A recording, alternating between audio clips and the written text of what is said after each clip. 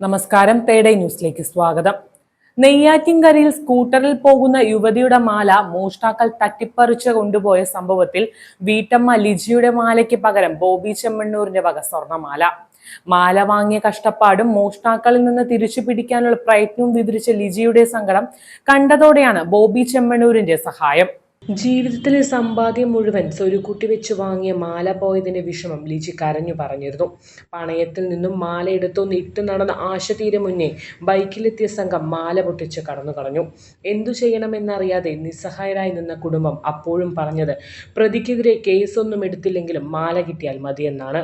ഈ വാർത്ത കണ്ട് ലിജിക്ക് സഹായവുമായി ബോബി ചെമ്മണ്ണൂരെത്തി. നഷ്ടപ്പെട്ട മാലയ്ക്ക് പകരം മറ്റൊരു മാല സമ്മാനമായി നൽകി. സന്തോഷമായെന്നാണ് കുടുംബത്തിന്റെ പ്രതികരണം. കഴിഞ്ഞ ആഴ്ചയായിരുന്നു സ്കൂട്ടറിൽ പോവുകയായിരുന്ന ലിജിയുടെ പിന്നാലെ ബൈക്കിലെത്തിയ സംഘം മാല പൊട്ടിച്ച് കടന്നു കളഞ്ഞത്. ഇതിനിടെയുണ്ടായ മൽപ്പിടുത്തത്തിൽ നിലത്തു വീണ ലിജിക്ക് പരിക്കേൽപ്പിക്കുകയും ചെയ്തു.